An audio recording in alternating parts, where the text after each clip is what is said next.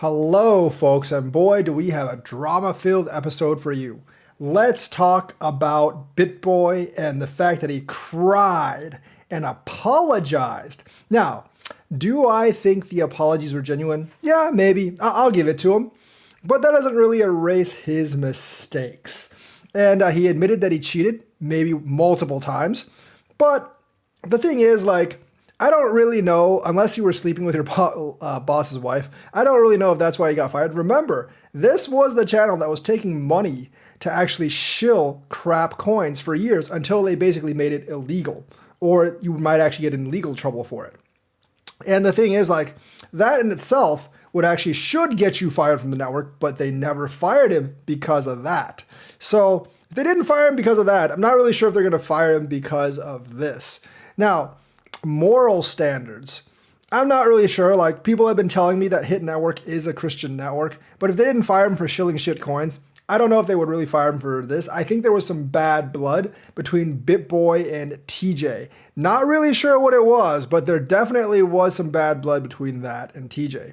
And the thing is, I think the rumor is that he cheated with the COO of Bencoin. Then it was Wendy O, and then it was two other people. So a lot of drama shuffling in behind there. And today he cried on camera and admitted his mistakes, and his wife was actually on camera. But the interesting thing is he was shilling NFTs while he was apologizing. Not exactly sure how that works. It makes the apology sound just a little bit less genuine, in my opinion. Because if you're really apologizing, crying and bawling your eyes out, some people are I can't stand to see grown men cry. I'm okay with grown men crying. That's perfectly fine with me. They can cry for 40 minutes. As long as it's entertaining, people will actually watch it.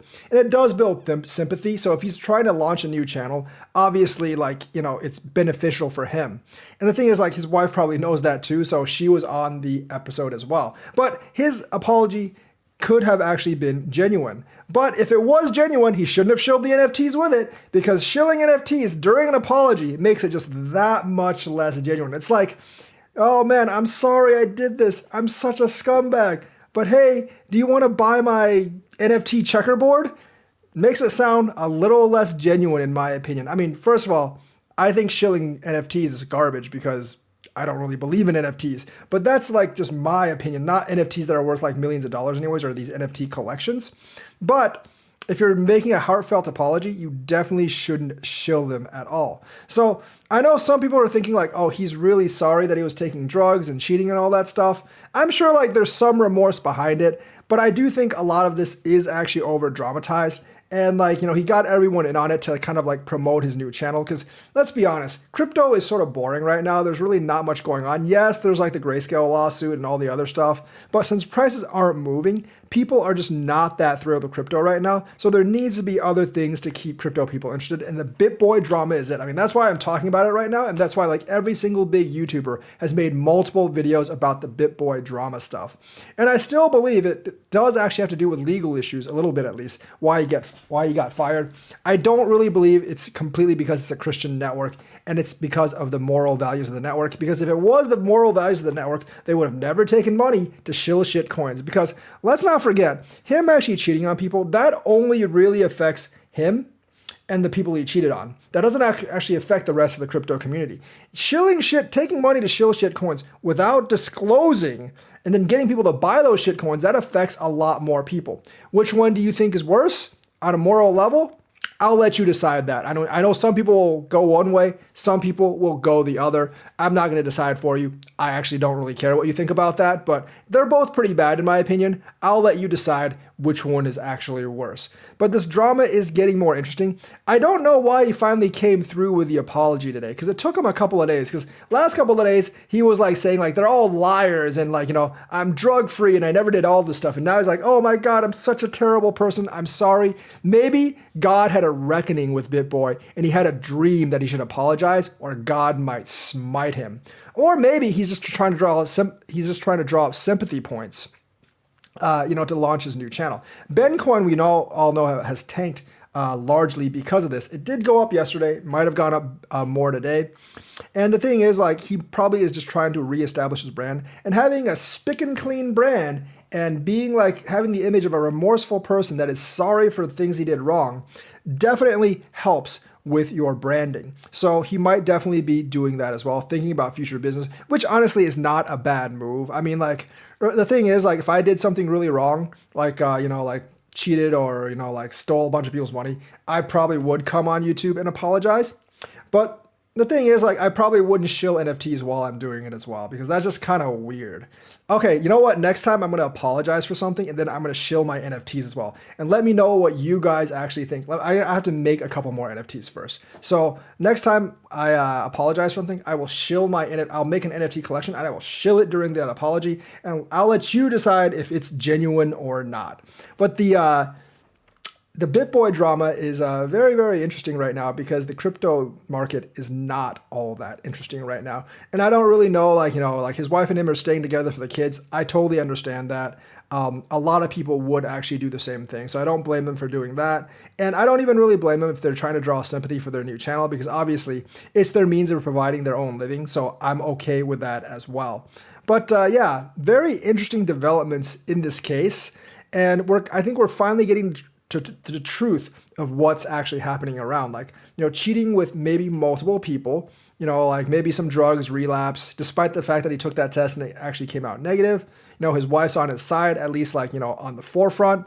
They have kids, they're staying together, and I hope they actually work things out. And I want to see what Ben actually does with this next channel. I wonder if it's going to, like, the Bitboy channel is going to go down without Ben. I want to see how the business ramifications of all this work. But that's kind of my spiel on it. I think I actually think the apology was only like half genuine because of the NFT shilling.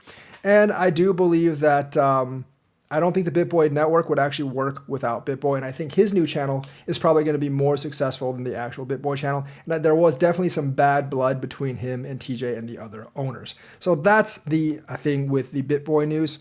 The other thing is, a former SEC commissioner, notably Jay Clayton, has turned against the SEC. Now, some of you are hailing Jay Clayton as a hero. He's not a hero. He's the one that originally sued Ripple, and he's the one that the Hinman corruption happened under. So stop saying that he's a hero, because he's definitely not a hero. He's 100% not a hero. He's still a villain, but he's actually trying to rewrite his image. And remember, he went to work for an Ethereum affiliate organization right after he stepped down from the SEC. So there was corruption going on there, definitely.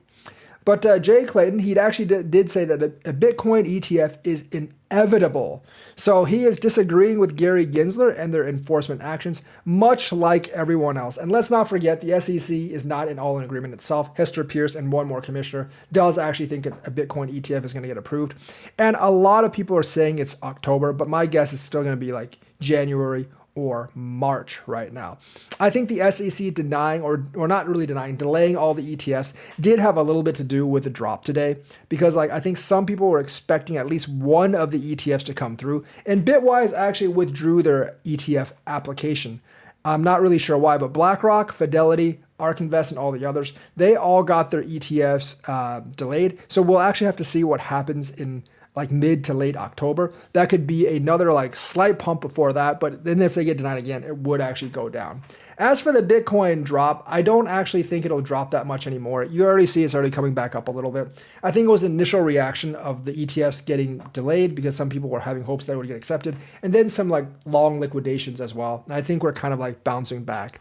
So those of you hoping for like 10,000 or 12,000, not going to happen. We're probably going to stay around 26,000, might even go up to 30,000 next week, because even though the jobs report is bad, and if unemployment rose to 3.8, that's actually what the Fed was looking for. With unemployment rising, the Fed might actually hold back on interest rates and stop raising them more. And as long as the Fed stops raising interest rates, we're going to recover sooner rather than later. So I think if the Fed doesn't raise interest in September, we'll get a little bit of a bump at the end of this month.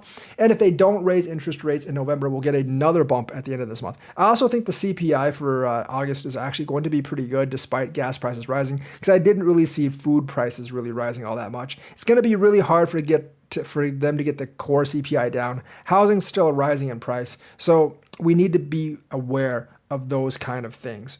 But the Fed overall, like they're looking at the labor numbers, which did actually grow, but not quite as much as expected. I think like they said, like the projected was 170 and we actually got 187, which is slightly above. But I think like the street expectation was quite a bit above that. Unemployment rising by 0.2% is a big indicator for the Fed. I think if unemployment rises above 4, they'll really stop the interest rate increases and they might even take back the interest rate increases. But we're still at 3.8. That's still historically very, very low, almost at full employment. I think like 3.5 is actually full employment. And the Fed is looking to bring that down to curb inflation because obviously if people don't have jobs, they don't have money, they cannot buy stuff. So to me, it's actually a pretty good indicator despite the fact that like the bad employment report might initially pull things down because people are actually reacting to like, a weaker market. Although in the stock market, that doesn't seem to be the case because the stock market actually, at least at the time of this recording, is still going up. And that is because people do expect the Fed to lay off on the interest rate hikes because of the unemployment. I think that combined with like, former SEC officials like Jay Clayton saying that a Bitcoin ETF is inevitable, with Representative Warren Davidson basically calling for Gary Gensler's resignation, with the SEC losing lawsuits hand over fist right now, I do think that will actually cause the Bitcoin market to go up sooner rather than later. I'm looking at early next year for a real revival in crypto, and I hope that's the case. So that's the news for today. Let me know what you think. Like and subscribe, hit that bell notifications button. Thank you, and have a good day.